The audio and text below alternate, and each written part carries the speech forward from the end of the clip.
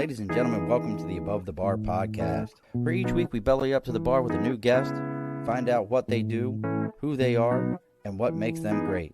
So sit back, relax, and enjoy.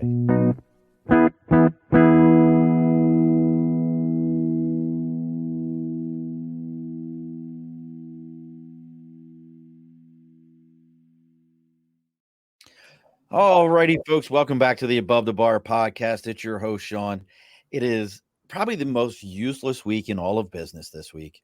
If you own a business, if you know anybody who owns a business, trades in stocks, or does anything under the sun, this is by far the most useless week where nothing will happen, nothing will change. It is the week in between Christmas and New Year because everyone is on vacation, no one is around, all those wonderful things. But that makes it a perfect time for you to listen to the Above the Bar podcast.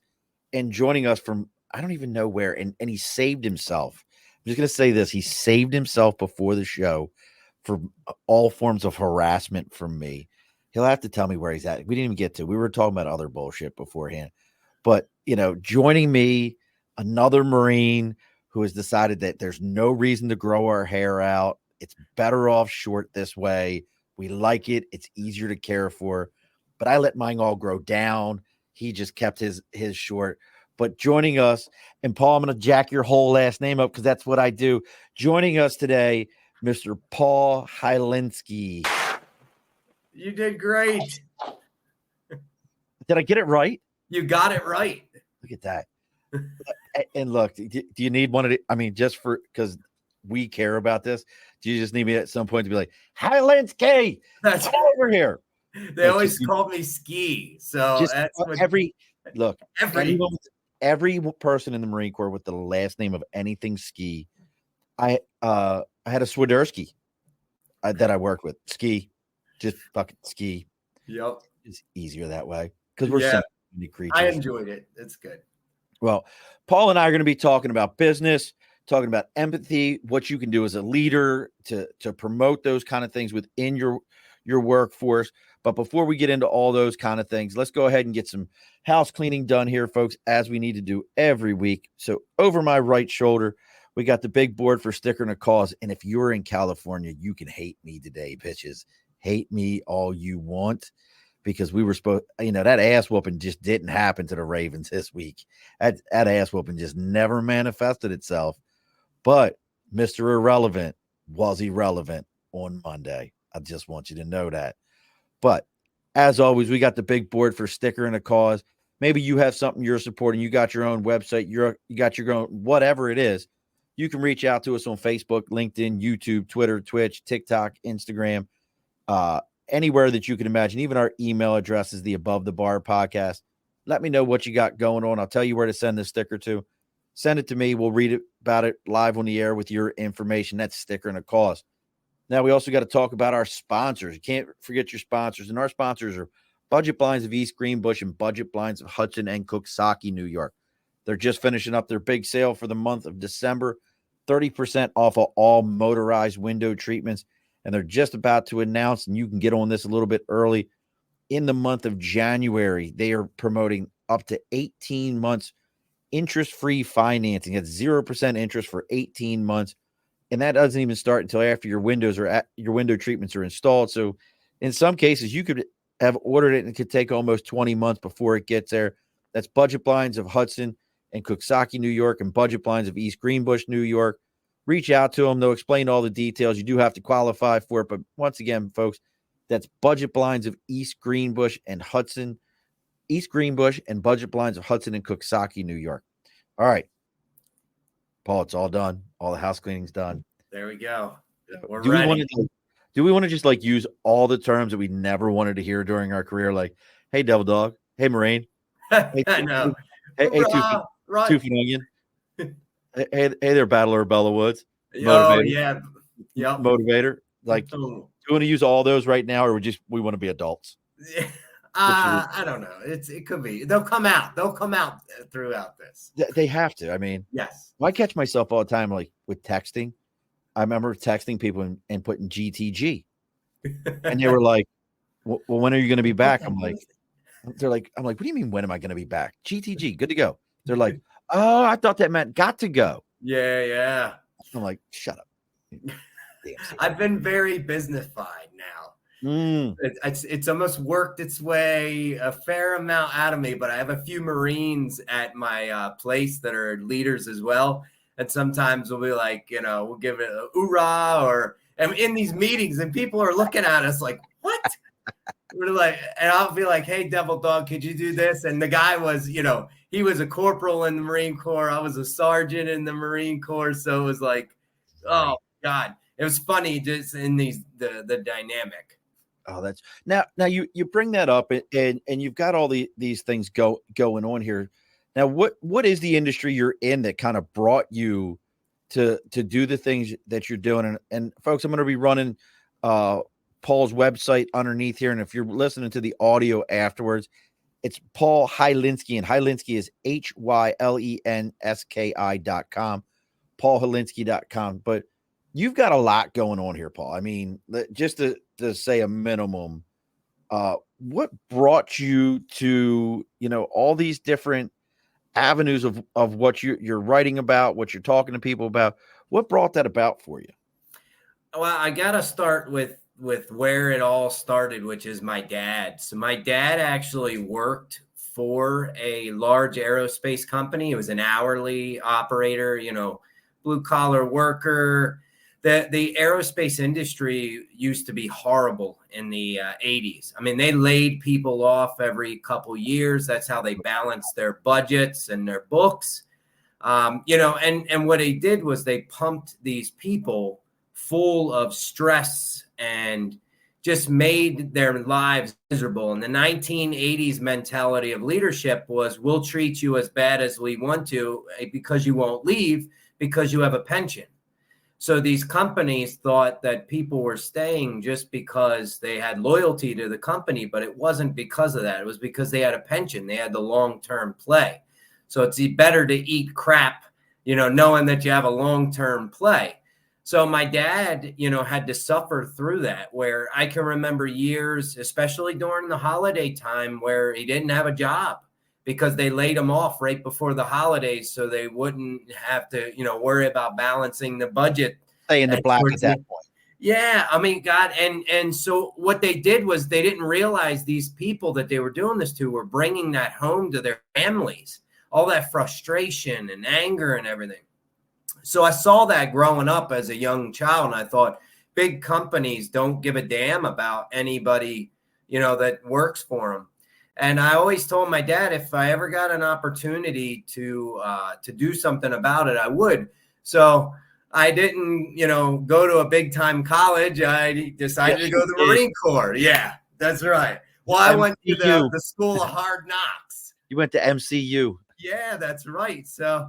And I went in the Marine Corps, and I saw some of the best and the worst leaders that I would ever see in my life, right? And then so when I got out of the Marine Corps, I went to the place that I work now, which is a large aerospace company, and I started from the ground level, which was just like a frontline leader. And I can remember I actually applied for an hourly operator position because I was a helicopter mechanic in the Marine Corps. I thought, well, I can drill, countersink, and do all the stuff with. I was like, I got this. Well, I remember because I had gotten my degree in the Marine Corps when I applied and actually was at my interview. They said, well, you have a degree, and I said, yeah, I have a degree. And so they were like, well, what do you think about leading people? And I said, if I can lead people in the Marine Corps, I sure as hell can lead people here. And they were like, oh, that's great. So then they started me as like a frontline leader. And I was the guy that would work 20 plus hour shifts, and I would be the first to go in and the last to leave. And through business, that wasn't how business was run. The leader was the, last to come and the first to leave and go home. And the hourly workers were the people that did the stuff. And, that I always say this, but, for me, it was, I rose through the ranks because of the people that I was around. And because I led with human leadership and treated them like they were my father or my mother, I treated them with empathy. So they treated me exceptionally well and actually built my career. And I even to this day, I'm the operations leader for the plant, and even to this day, I still tell those people, because some of them are still there, that you're the reason why I'm in this position, and now I'm going to change everything. And that was part of my change journey. And for me, it started all with my dad. And it's interesting that your dad was in aerospace. You get into aviation. You were a flight liner, right? Yep, I was a flight liner. Yeah. Again, folks, we ain't telling you what the hell that shit means. Good luck. That's right. You were a flight liner. And look, folks, if you're finding me through Paul or Paul through me, make sure you're hitting like and share and doing all those things. It may sound cliche, but that's how these messages grow. That's how these algorithms work, and we really appreciate it. But one of the things that I wanted to kind of ask you is, you talk a lot about, and you just said it, you talk a lot about empathy as a leader. And one of the things I think gets confused, and I'm curious how you approach this with people, is I think a lot of people confuse empathy and sympathy. And they're like, well, if you're, oh, I feel so bad for this person, I really understand what they're going through, you're being sympathetic. How do you show someone or lead or train that sympathy versus empathy? Yep. And I'll tell you, that was one of the hardest things to break out of this, like 1980s style leadership, because most people above you think that you're just being too nice to people and they're going to take advantage of you. That's not what empathy is. So for me, empathy was living through another person's shoes in everything that I do. So when I make decisions, I think of my dad. Right? I think of, I'm about to do this to somebody. What would it look like if it was done to my dad, right? Or my mom? And I think about things before that I do them. And empathy is a cornerstone of what makes good leaders different. And because we've all seen really great leaders and really bad leaders, but the really great leaders can empathize with you because they've maybe been where you are. Right? I can realize the mistakes that people make because I've made those same mistakes. I always say, you're never going to make as many mistakes that I've made. Right? So just tell me the truth. Right? And then all of a sudden it breaks down everything because they say, okay, well, he knows what I'm going through. And I think here's the biggest thing. And Simon Sinek said this best, right? The difference between the military, which is why the military is so great with leadership and business. It's because in the military, they give people awards for sacrificing themselves for the good of others. But in business, they give people awards for sacrificing everyone for the good of them. Right? And that is so true in traditional leadership. And that's why we need to break, because the people that work in our teams are smart. They're smarter than we ever will be. Right. And so if we think as leaders, they don't realize what's happening, then we're delusional.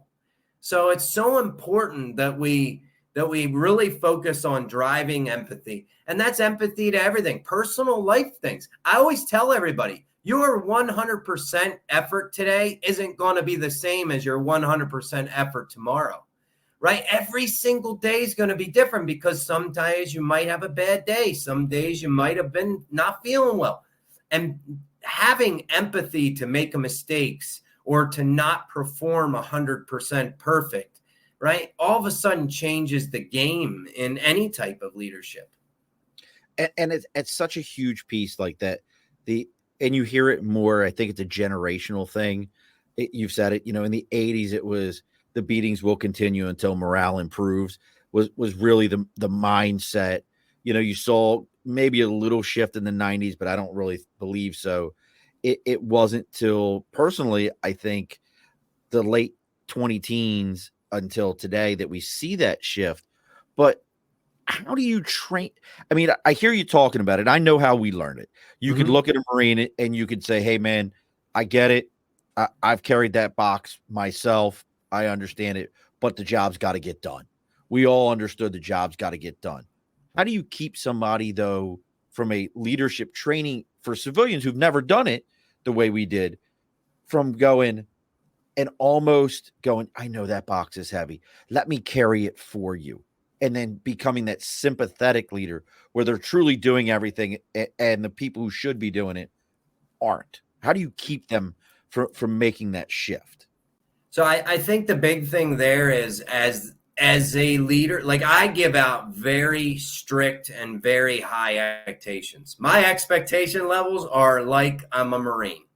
But what I've done was built systems so that people could make mistakes, so that they could have bad days and we would still survive, right? And for training like new supervisors, I'll tell you, the first thing I did was I started hiring people that were great at things that I sucked at. Amen. Right. And so I was really good at business and I was really good at leadership, but I didn't know the technical stuff of how to build a thrust reverser or an aerospace part. I didn't know how to do that. So I started hiring people from the hourly ranks to supervisor and manager positions. So because now I was well-rounded. Well, the beauty part of that is they knew exactly the things that I didn't know, but some of them didn't know Excel or they didn't know the business stuff, right? So now I had to create training plans that was individualized for each of them. Well, what I was actually teaching them was empathy, because they were walking onto a job where they didn't know everything. They didn't know everything that I knew, and I didn't know everything that they knew. So I was basically breeding empathy into it, because when the new hire walks on that they have to deal with, now all of a sudden they say, well, man, I didn't know how to do an Excel chart until somebody showed me. Right. So now you have this bred in empathy, and then I reinforce it. And it's to be Marine, to be a Marine or whatever. I still have it in me. The business world has taken it out, but I'm very clear about it. You either adhere to my expectations or there'll be a growth plan. And sometimes that growth plan is an out plan. Right. But as a leader, like the worst behavior that I tolerate my fellow leaders to have will become the new company culture. We have to realize that as leaders, right? If I tolerate a bad behavior or someone not adhering to my code of conduct, which I've started, we have a code of conduct. Do they have to carry the card? Do they have the card? Yeah, no, I don't make them carry the card. That would be cool though. And now you gave me an idea, dude. I need you to keep this in your pocket. I know, right? And flash it at any time in the middle of the night. If I ask for it, you need to pull it out of your pocket. Yes, then I'll really be the cuckoo. But no, I think that's the thing, right? And so everyone knows, and I have the best part too. So I have an Air Force guy that works for me. I'm sorry. And no, I know we mess with him constantly, but he's amazing, right? Because he actually sat all these new supervisors down and said, look, it's very easy. You work to Paul's agenda and your people work to your agenda. Right. And he's like, as long as that is upheld, then the system works. Right. And when he explained that to them like that, they all understood a little bit more of what I was trying. So that's why the vision's so important. And then they work to the vision, outline vision that I have. So, and it works so perfect because we ingrained empathy in there. So when they have to make decisions in the back of their head, they're saying, am I being empathetic? And sometimes you're right. Sometimes the line gets crossed a little where it goes from empathy to sympathy.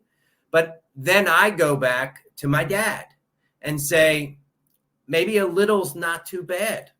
What would I have wanted my dad to have, right? And so it always airs us on the side of being a more human leader. It's an interesting approach that you're using somebody like your father as kind of your platform or your standard for how you operate. And I love that you're using commander's intent, because that's all I hear right now is, I need a hole dug, and it needs to be in a very round hole and a nice hole.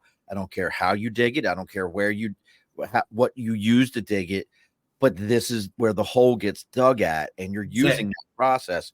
But but bringing that in, like, again, I'm going to stay with this culture piece because I came from before my currently owning my own company, and I did exactly what you did. I hired my son to be my installer. I can install, but he's way better at it than I am. I watch the things he does, and he's an absolute talent. He has a real skill at it. But I also watched young leaders, what you would call these, I don't know what else to call them, millennial leaders who don't understand process of chain of command. Yep. They think you just jump through things and they just move through things.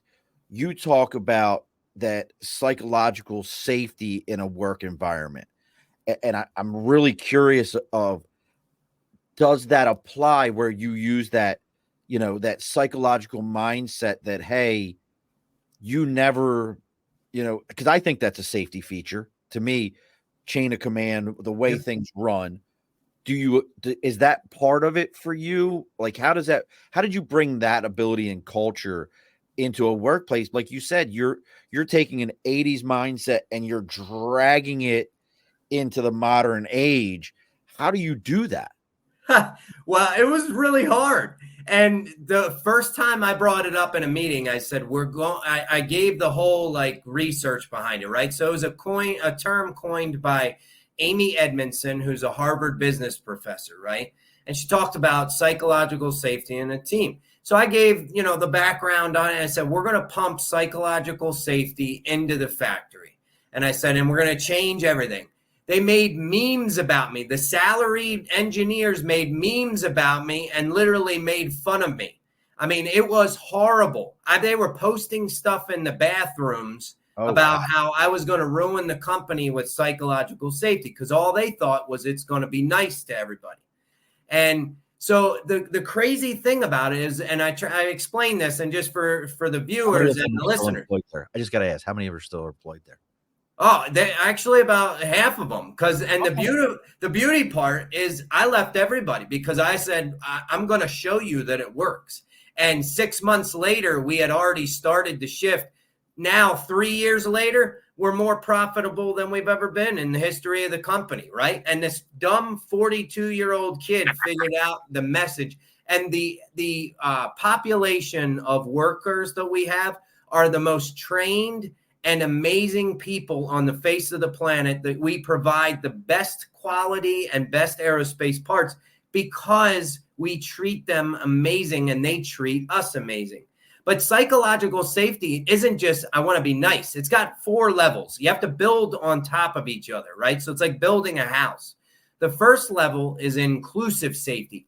Everybody wants to feel like they're a part of a team or a family. That's why the Marine Corps does what it does. It's because it wants to break you down and make you feel like you're a Marine, like you belong to the few and the proud, right? And so in business, we have to do the same thing. So we have to drive team mentality. We have to drive team events. I even let the teams have a lunch where they get extra time on their lunch, provided they go into a conference room and have lunch together as a team and don't talk any work. They get an extra hour on their time for lunch. And all it's doing, everybody used to say, well, you're stupid. You're wasting all this time and productivity. No, I'm forging a team which is going to perform better. So this whole inclusive safety, once you feel like you belong to something, and Simon Sinek did it good, which is the circle of safety. If you think you have to defend yourself from danger, you're never going to be innovative, right? In the cavemen times, if I didn't think that you would wake me up if the saber-toothed tiger came, I'd never go to sleep and I would have died. Right. Right. So it's, how do you provide this inclusive safety that you're a team and you'll be together as a team and you'll look out for each other? The second level is learning safety. We have to feel like we can fail and learn together. That's the only way innovation and growth happens. And if I think that you're going to ridicule me every time I make a mistake, I'm not going to tell you when I made the mistakes. Right. And that's why the 1980s mentality of leadership promoted this I lie, cheat, and steal my way out of a mistake, because if I make one, you fire me. So I had to normalize mistakes. This is another thing. They made fun of me horribly. I said, if you make a mistake, no matter what it is, I don't care if you drive into the side of the building with a fork truck, as long as you get off that fork truck and you call your manager and you say exactly what happened and help us fix it so that it can't happen again, you are not in trouble. Oh my God, they went off the rails. Why? Because they said you're gonna instantly take away accountability. And what I was doing was adding more. Creating accountability. Yes, but they didn't see it because of the 1980s mentality. Everybody's brainwashed. So, and what happened was people didn't have to lie anymore about these mistakes. So our defects went down and down and down and down. I mean, we literally reshaped how we did our quality because people felt comfortable just saying, hey, I screwed up. But here's what, if this had worked differently, or if I had this, I wouldn't have screwed up. And then we put it in play and it never happens again. Well, you're in a safety critical service in aerospace. You can't pull over to a cloud and just get on and fix something. And it's interesting. I'm going to pause you there for a second because I did staffing and we focused on manufacturing. We were very heavily in the manufacturing world. And I can't tell you how many times I heard, manufacturers calling me like, I'm letting your guy go. Well, what happened? Oh, they got in an accident on a forklift, or, there was damage to a truck. Okay. Well, did you talk to them about it? Well, I did, but they lied about it. Okay. Well, that's because they knew you were going to fire them. So did you let them know, like, hey, we don't fire people as long as they're honest with us about it? Well, no. Okay. So you just a guy who's been there for the last 90 days. You love him, made one mistake, and we're up. So it's just amazing that you were able to break that. So level 3, what's level 3? No. So, and that was critical, right? So once I had everybody telling the truth about everything and then normalizing mistakes, what happened was when my leaders that I had newly promoted made mistakes, they felt comfortable to tell me. But then even more than that, their people felt comfortable to tell them that they were making mistakes, right? And it started this really great chain of growth because we were changing into a growth mentality. And so the third level is contribution safety. You got to have people feel safe to contribute their ideas and their effort, right? Because people are giving you ideas and they're giving you effort. The best way that I saw that this, had been done in my research is actually Pixar. So Pixar does this brain trust. Everybody wanted to know why they got so many hit movies in a row. And it's because of this brain trust. They have a building, they actually have a room in their building where over top of the door, it says every opinion matters. And in that room, it's a horizontal hierarchy. Even if the president of the company is sitting in that room, he has just one other voice in that room. So they all have the power and the ability to challenge each other and to contribute ideas, and then challenge each other's ideas to try to come up with the best solution. And this horizontal hierarchy is something I used. So now every quality defect and every safety injury is reviewed with hourly operators, mechanical engineers, quality engineers, leaders, the entire gambit.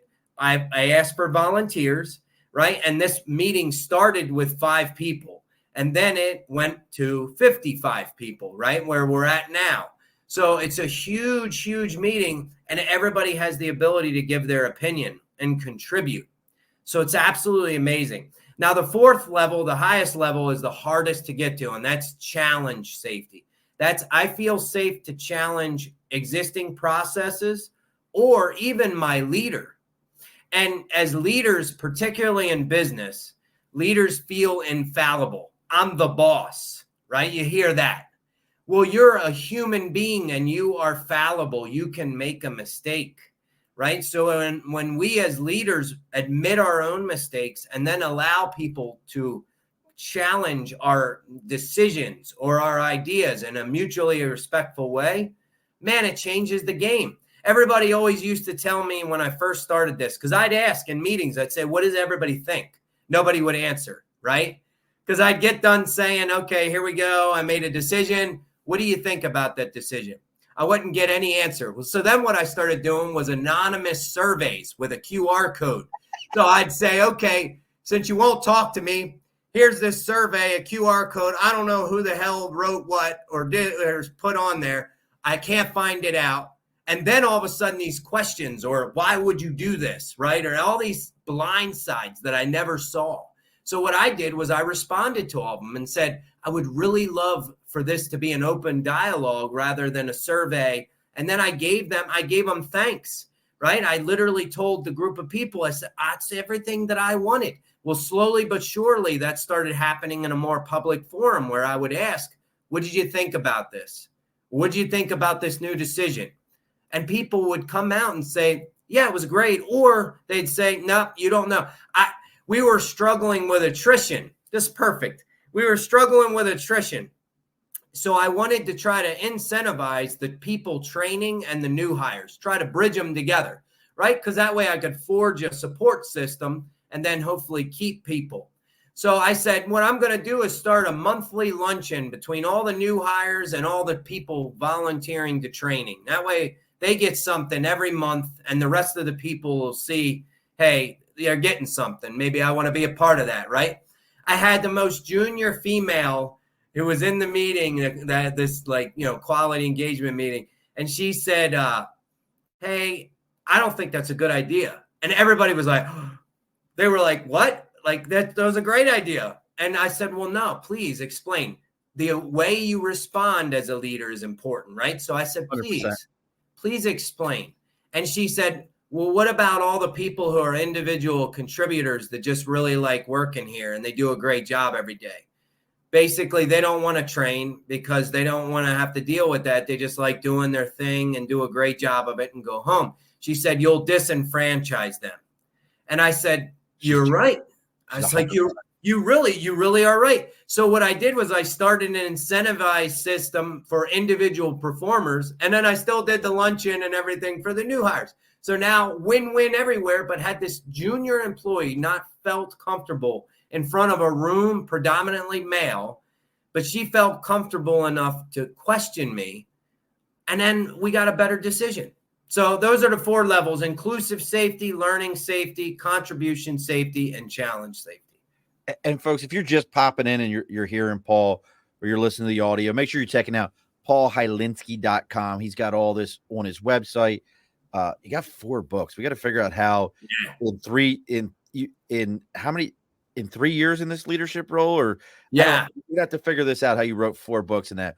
But Aunt Rose, who was on last week, we love crazy Aunt Rose, also her son Clay, who's been on, he's got his new album out. She says she has retired 36 years of a corporate mentality that was not, in quotes, safe. I have seen what you were saying work well, though. A company I know of locally allowed paid off-site volunteer work and other things that make team members feel safe and truly part of the team. Aunt Rose, everything that Paul's talking about, it's such a shift. But I wanted to, and now I'm going to throw a curveball at you here. And again, folks, checking out Paul's website. I keep if you got a website, I keep it up next to me so I can. I do. That's what I do because I know how I am. And he's got speaking engagements, online courses, all these things. How much now? I love that you said that as pensions have gone away, that mindset of staying with a company has gone away. I worked for Amtrak for my first 7 years out of the Marine Corps. I had railroad retirement. Like, there were guys that were like, look, man, you will get addicted to this money. And when you can see that railroad retirement at the end, it's hard to walk away from it. But the other thing that I wanted to ask you about is how much of the current, and I guess, change in leadership or inability to take direction also comes from we're losing that baby boomer generation. It's basically all but gone out of the workforce. There's a few, stragglers here and there, but we've also lost that heavily served military mindset of do what I've asked you to do, get it done, and then you can come back and talk to me about it. But I need you to just go do what I've asked you to do first. Stop asking me questions. You're holding shit up. Like, how much of that, what you're talking about is a shift because we don't have it, but Is that why we don't have it? Do you think, does that make sense what I'm asking? Yeah. No, and honestly, Bob Chapman, who's the CEO of Barry Waymiller, which is a really great, machinery company, but he made a comment in one of his speeches, and it said over 88% of the American workers in the United States, and this is now, and it was true back then too, but they're disengaged. So the reason, part of the shift is all the millennials that are now predominantly in the workforce, right? I mean, I'm technically a millennial because I was born in 1981, right? So I was right on that edge. But all of us, right? All of us that are younger grew up watching our parents, and what I was telling you with my dad, come home angry, lost jobs, having to try to figure out, hey, I got to go do fence work or steel work because I lost my job. I don't know when I'm going to be losing my job. I can't, right? All this instability. So what did we learn as kids? Big business didn't give a damn about you, right? Because they didn't care about you. All it was a meat grinder. So why do you care? Right? So now these people are going into the work, and they're going to work for big businesses that they walk in the door thinking they don't care about me. Why do I give a damn about them? And most companies reinforce that we don't care about you. You're just a number. Most companies, when you walk in the door, you're given an ID badge with a number on it, and that's how they identify you. It's not Paul. It's not, Sean. It's your number 91240. Right, 100%. Right? So we're reinforcing to people that you don't matter. But then when it's time to work, we want them to act like they're the CEOs of the company and care so much about our company. People won't give a damn about our company if we don't give a damn about them. And that's what leaders don't realize. It's interesting that you say that, but could it come with all these processes that we're talking about? And Nate, I got your question. I'm going to get to it in a minute. I love Nate. Nate's question is the most important question that we There get you go. every show. But in this process, I've saw some things, we've all heard, that, people change jobs every 5 years now. But I recently heard one that said, a study that said, if you stay at a job longer than 2 years, you're actually affecting your ability to be a wage earner. If you're an hourly wage earner or anything, longer than 2 years, you're affecting your ability to earn, and that you should be every 2 years looking to shift jobs for a pay raise, for some kind of a change. Can you say, like, what you're talking about is saving like a mindset, but can you shift, to keep people longer? Like, what else do you have to do? Because all this sounds great, and I understand what other people are like. Oh, look, it's flowers and butterflies everywhere. But how do you save the other side to this, like keeping people longer with it? Yeah, I mean, that's part of why we all need to do this, because not only have I gotten record low safety injuries, right? Now all of a sudden people aren't getting hurt. That's because they care about where they work and what they do. All of a sudden people aren't making mistakes, because when they do make a mistake, they're not in trouble and they're fixing it, right? And then all they got to do is raise their hand if they do make a mistake, and we fix why they made the mistake, right? All of a sudden, these environments become less and less stressful, which is why most people leave. They leave because of bad managers, and not so much always, like there. I saw the study you're talking about, and they also did other ones like, why do you stay? For the people, right? For the environment.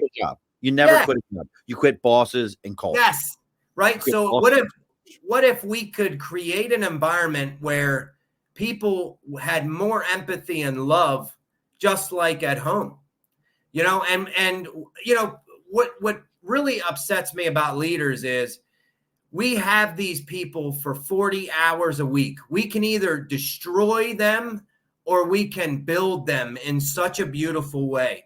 It's our decision as leaders. And we have the ability to change their trajectory forever. If you just pay attention to people, all anybody ever wants is to feel like they're heard or feel like they're a part of something. So give them a vision and give them a purpose, and you will watch people transform into amazing things. I 100% agree with you. Well, that's what I say. We quit bosses and cultures. We do not quit jobs. You just said it. People will stay at a job that they know they can go to the next one and get 10, 15, $20,000 a year more if they're comfortable or the culture's right, or Yep. if they've got the right days off, Yeah.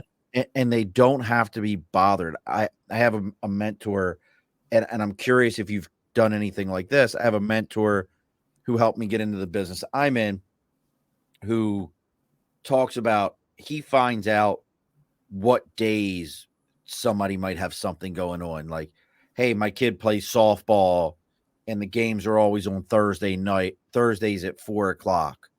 Now, in his industry, he can do this.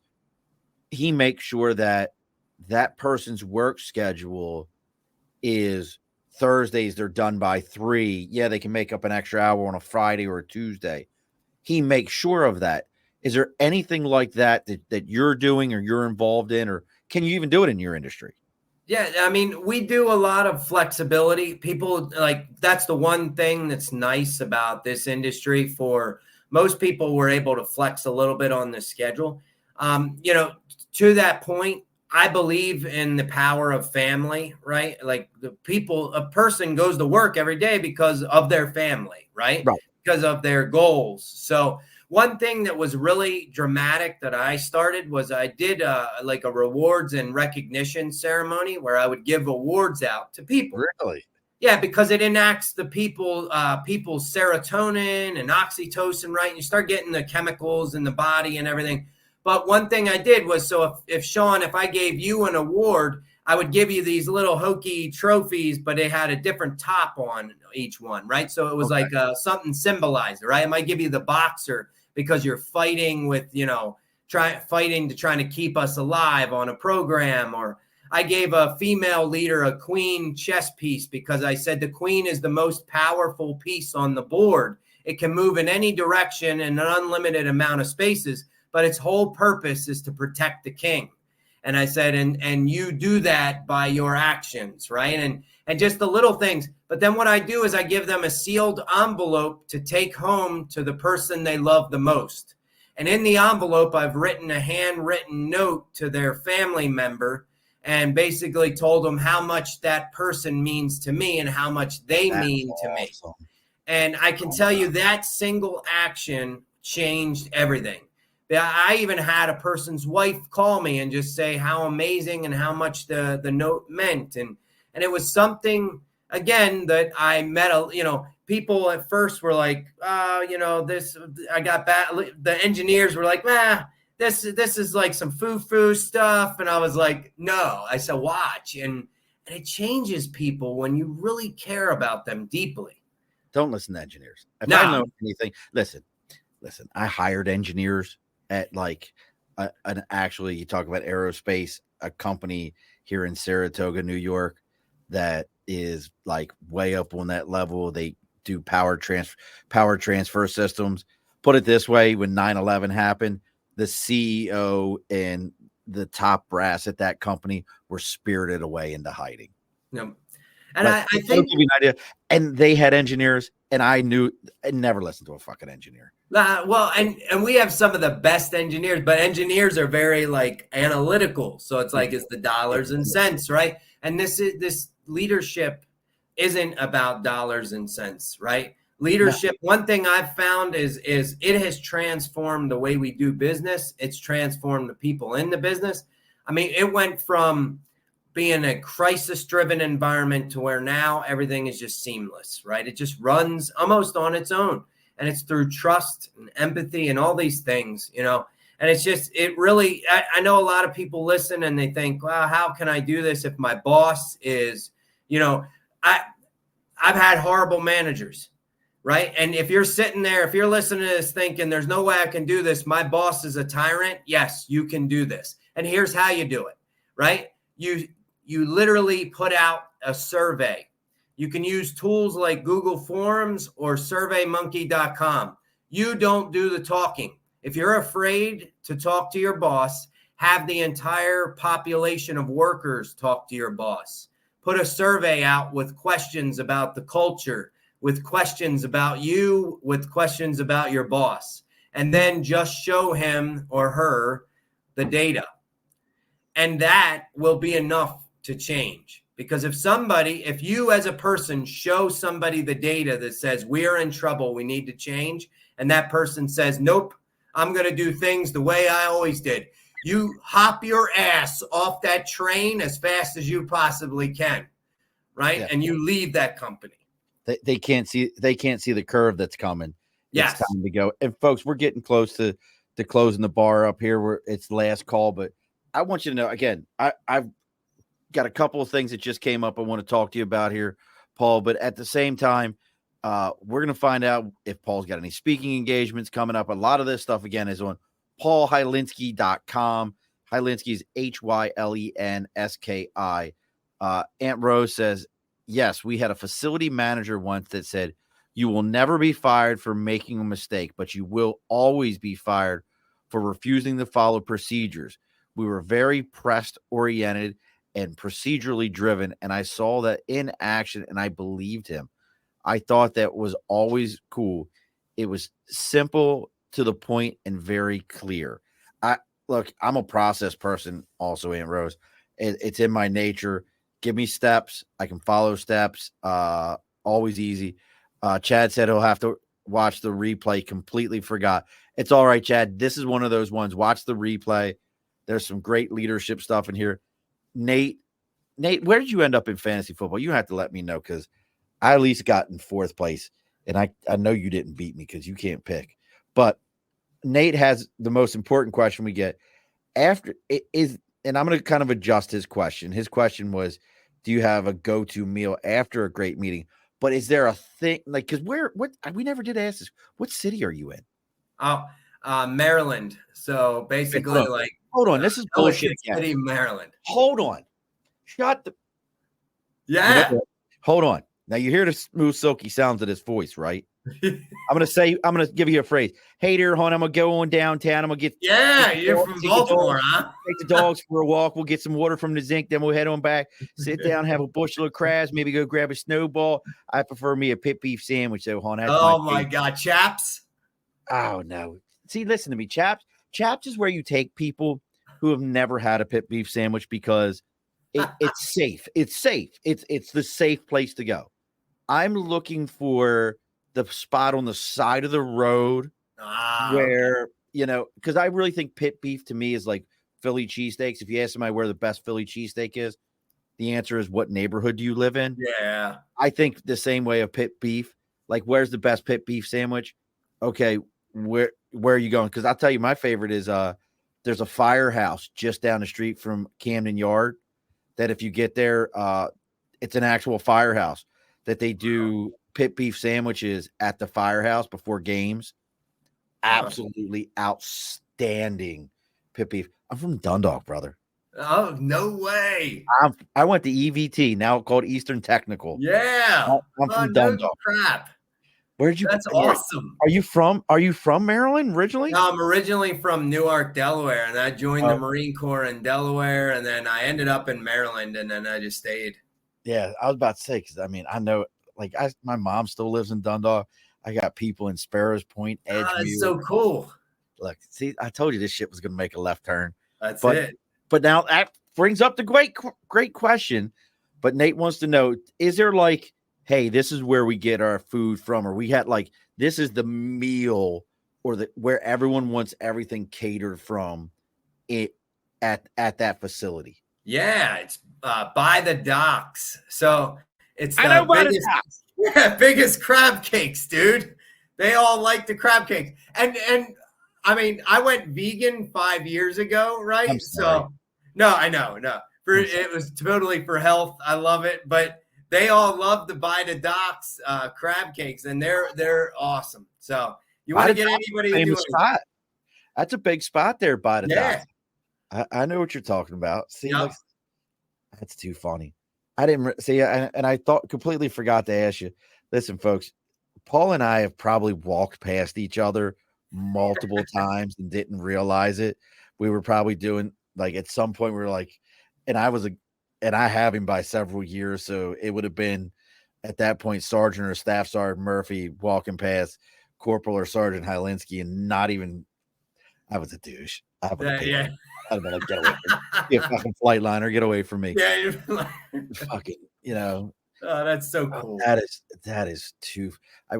Did you ever send some? We had our flight line and us used to get along well. I was at doggone 461, the friggin' Rainbow Ponies.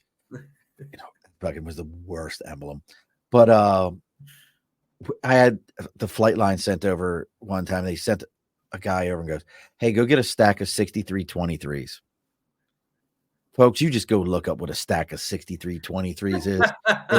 It didn't work out for that poor kid. I have a buddy though, Hot Rod, who's getting ready to be a full-bird colonel.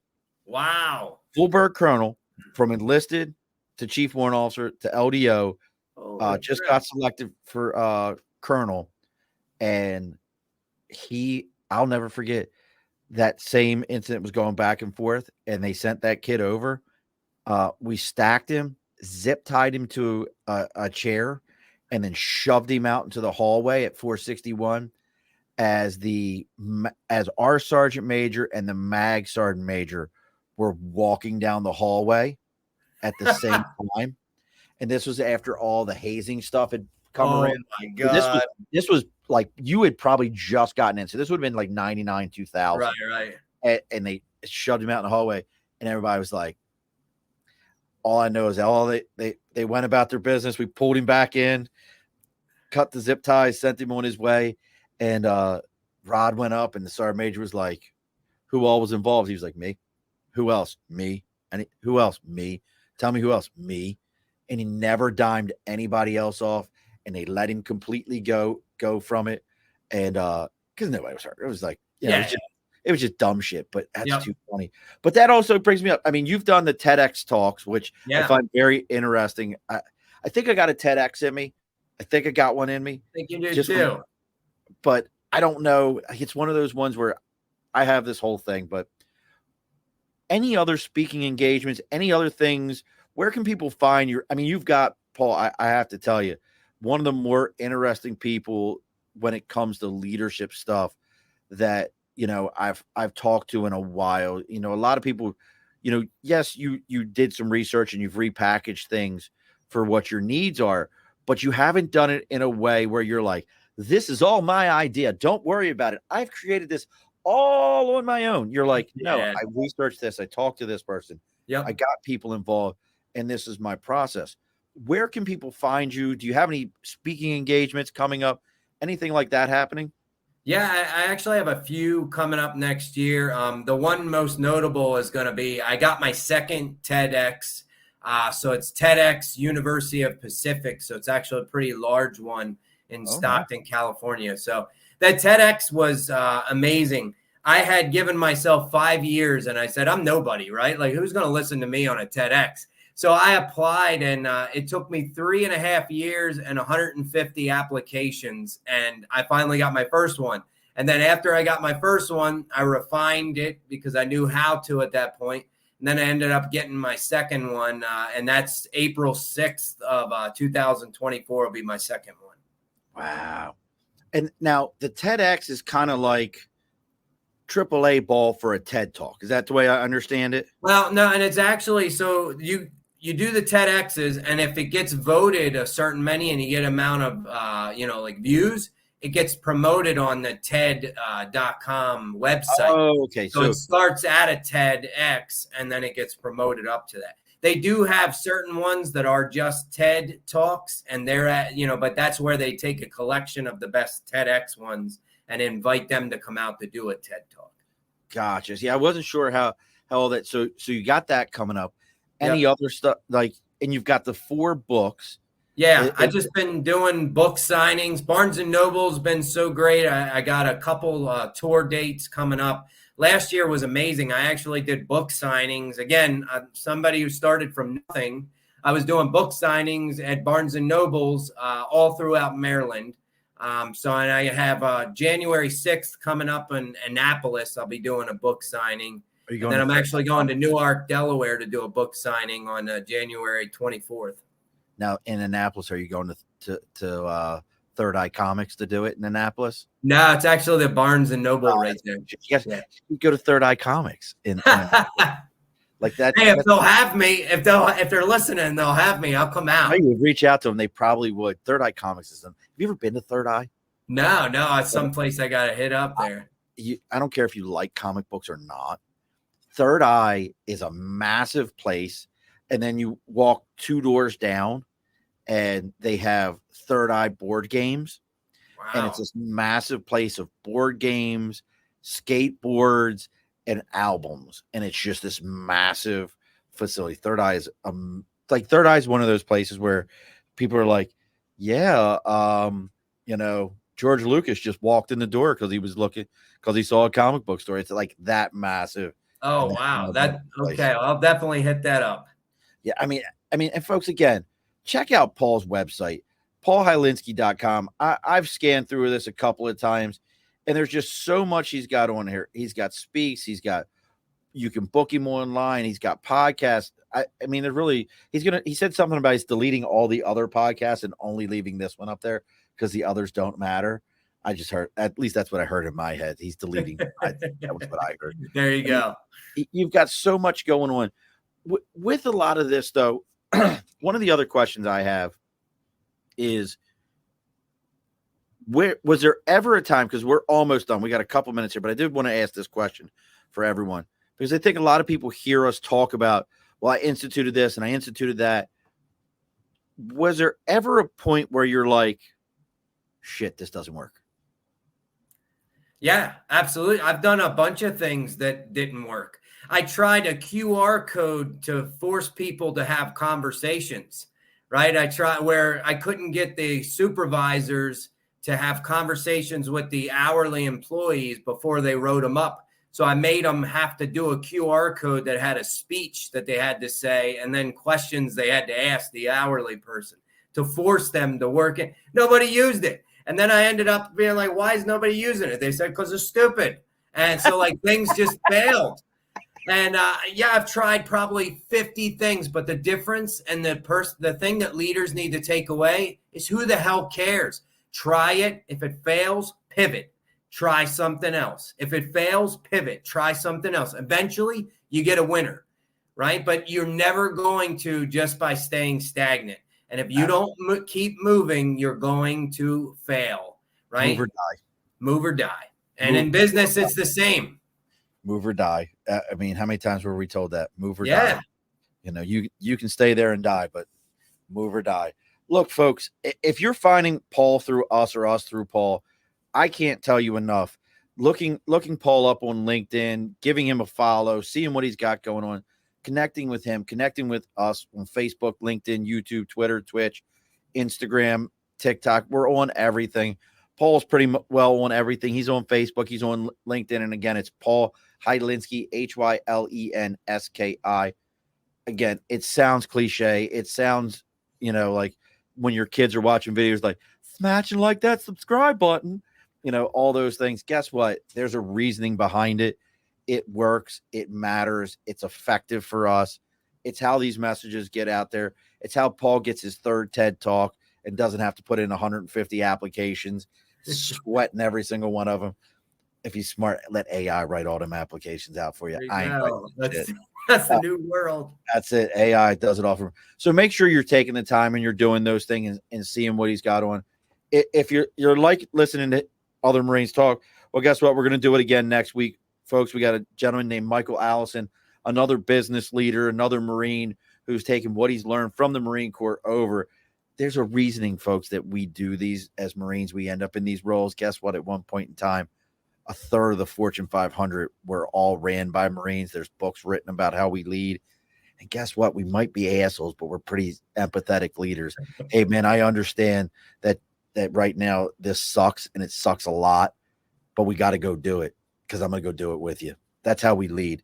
But now, Paul, I'm assuming that, good night, Aunt Rose, that you've listened to all 211 or 12 of these episodes. You know exactly what's going to come up here. And don't log off right after because we got to talk for a moment. but at the end of every episode, the guest always gets the final word. So what's the final word for us, Paul? Just one word? Whatever you need it to be. It's you got it. Yeah. Lord. I think leadership boils down to a simple equation, a mathematical equation that's been there since the 1930s. It's behavior equals a function of person and the environment. So we have the ability to change people by improving them. We need to do that. But we also have the ability to engineer environments around us.